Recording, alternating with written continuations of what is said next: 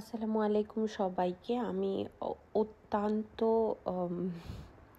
দুঃখিত যে আমি এতদিন অনেক দিন গ্যাপে আমি ভিডিওটা আপলোড করছি ইউটিউব চ্যানেলে।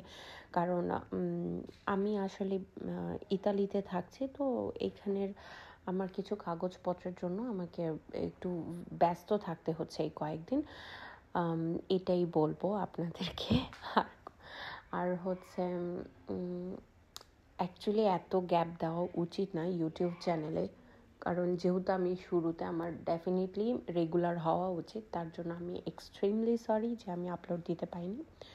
এখন মেন কথায় আসি, আমি আমার নেক্সট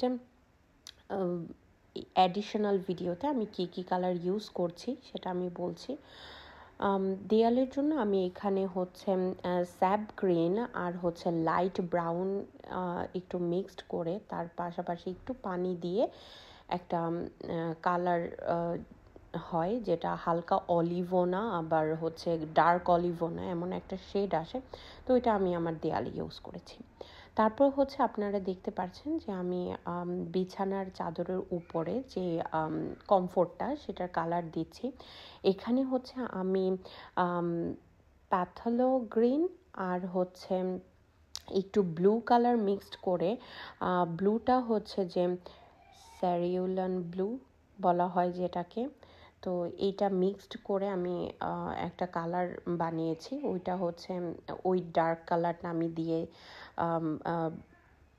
বর্ডার দিচ্ছি এবং প্রথমে ওই ডার্ক কালারটা করে তারপরে হচ্ছে আমি উপরে হালকা ওই মিক্সড কালারের সাথে একটু হোয়াইট কালার মিক্সড করে আমি ওখানে লাইট করে দিয়েছি। ঠিক আছে, এখন আপনারা দেখতে পাচ্ছেন যে আমি এখানে পিঙ্ক কালার ইউজ করেছি। তো পিঙ্ক কালারটা হচ্ছে নর্মাল পিঙ্ক কালার, যেটা আমরা রানী গোলাপি কালার বলে থাকি, অথবা ম্যাজেন্ডা কালার।